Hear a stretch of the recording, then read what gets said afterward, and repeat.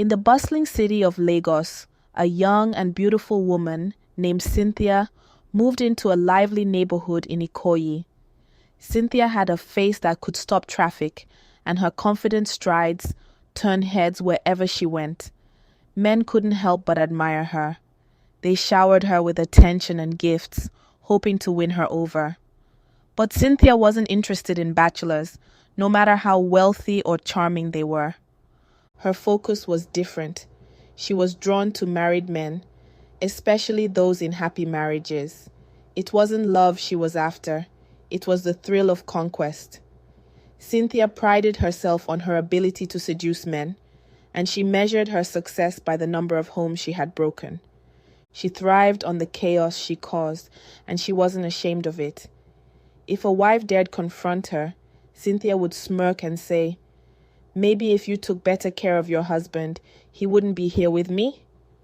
Her words cut deep, leaving wives humiliated and devastated. Cynthia enjoyed the drama, the tears, and the begging. To her, it was proof of her power. In just a few months, she had become infamous in Ikoyi. Women whispered her name in fear, warning each other to keep their husbands away from her. One sunny afternoon, Cynthia was on her way to the market when she spotted a sleek black Range Rover parked outside a high-end supermarket. The car was spotless, gleaming in the Lagos sun. She paused, admiring it, and then noticed the man stepping out. He was tall, dark, and handsome, with a presence that commanded attention. He moved with ease, exuding confidence and wealth. His name was Kunle, and by his side was his wife, Kemi. She was just as striking as he was, her beauty radiating a quiet elegance. They looked like a couple straight out of a Nollywood movie, perfect, happy, and in love. Cynthia's interest was piqued. Kunle was exactly the kind of man she wanted to conquer. His devotion to his wife only made him more appealing. In Cynthia's eyes, breaking their seemingly perfect marriage would be the ultimate victory. As Kunle and Kemi entered the supermarket, Cynthia followed, her heels clicking on the tiled floor. She waited until Kemi was out of earshot before approaching Kunle. "Hi, I'm Cynthia," she said, her voice smooth and inviting. Kunle turned to her, his expression polite but indifferent. "Good afternoon, how can I help you?" he asked, his tone formal. Cynthia was taken aback. Most men would have been captivated by her beauty, but Kunle seemed uninterested. She fumbled for a response, but before she could say anything, Kunle nodded politely and walked away. Her cheeks burned with embarrassment. No man had ever dismissed her like that. But Kunle's lack of interest only fueled her determination. She decided right then that she would make him hers.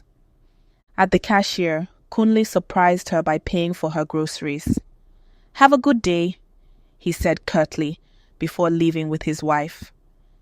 Cynthia stood there, stunned. She wasn't used to being treated like an afterthought. That night, she couldn't stop thinking about Kunle. Her ego was bruised, and her pride demanded that she win him over. "I'll make him see what he's missing," she muttered to herself. Cynthia began her campaign.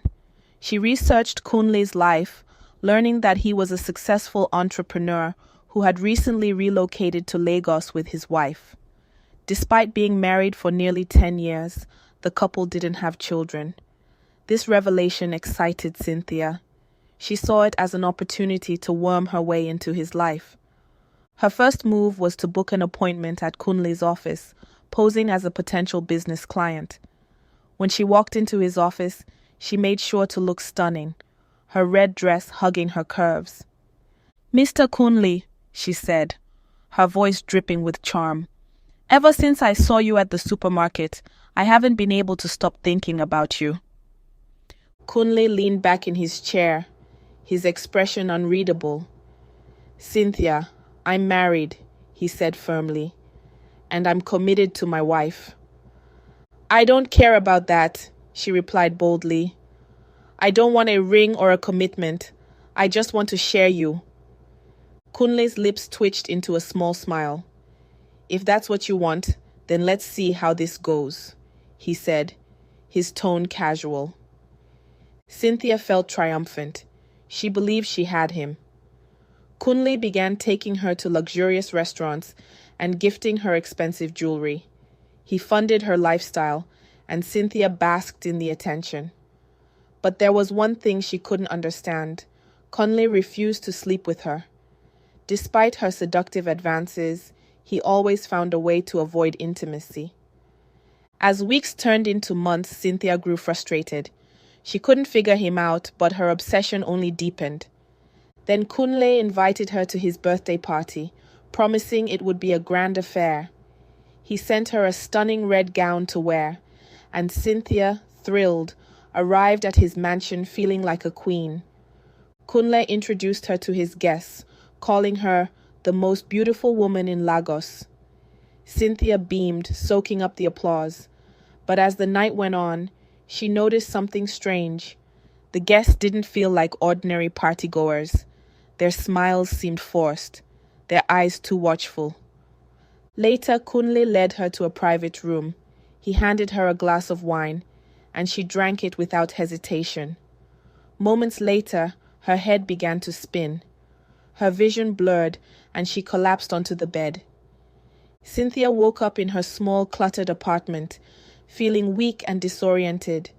Her body ached as if she had been drained of every ounce of energy.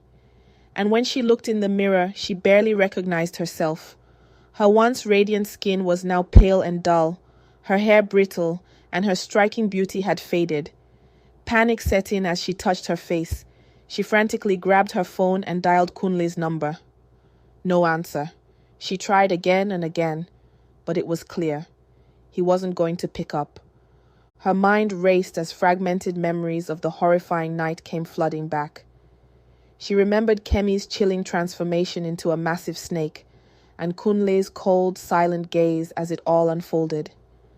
Cynthia had never felt so helpless, so trapped. She needed answers, and there was only one person who could provide them, the spiritualist she had visited before. The spiritualist greeted her with a knowing look, his voice heavy with concern. Through chants and incantations, he revealed the truth. Kunle and Kemi were no ordinary couple.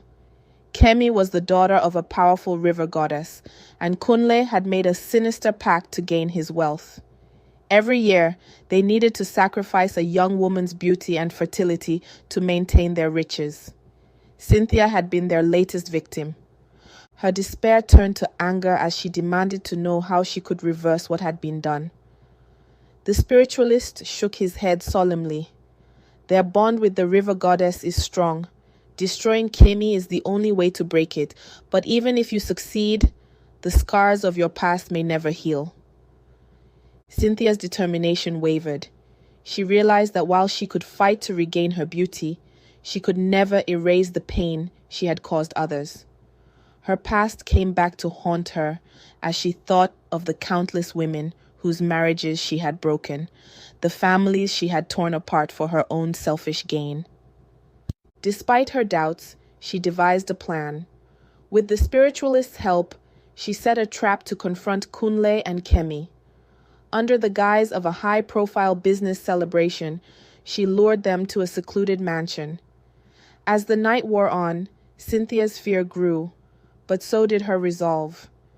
When Kunle and Kemi arrived, she stood in the shadows, watching as the spiritualist's charm began to weaken Kemi. The guests fled as Kemi began to transform, her body twisting into the monstrous snake that had haunted Cynthia's nightmares. Kunle, once composed and confident, now looked desperate and furious. Cynthia stepped forward, clutching a ceremonial dagger, her hands trembling. "This ends now," she said, her voice shaking. She plunged the dagger into Kemi's head, and a piercing scream filled the room. Kemi disintegrated into ash, and Kunle fell to his knees, his wealth and power stripped away in an instant. Cynthia thought she would feel victorious, but instead she felt empty. As the dawn broke, Cynthia returned to her apartment, her beauty and vitality still gone. The spiritualist's words echoed in her mind. Your scars may never heal.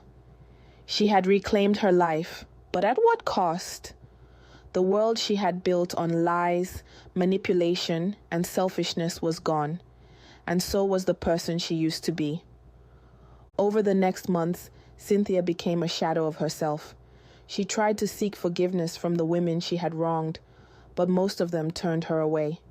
Some threw insults, others slammed doors in her face. The weight of her actions crushed her spirit, and she sank into deep regret. One day, Cynthia stood outside the grand mansion she had once envied.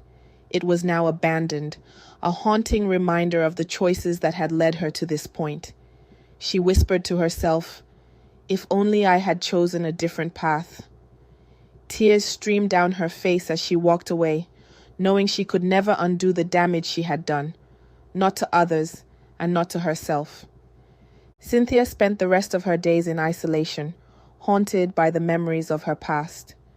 The woman who had once prided herself on her beauty and power was now a cautionary tale, a reminder that choices made in selfishness can leave wounds that never heal. Let this story remind us that ill-gotten gains come with a heavy price, and the pain we cause others will often find its way back to us. Holding on to greed and pride will only lead to destruction. Choose kindness, forgiveness, and humility, for they are the true paths to peace. If you enjoyed this story, please subscribe to me channel, leave a comment, and share your thoughts. Let me know, what would you have done in Cynthia's shoes?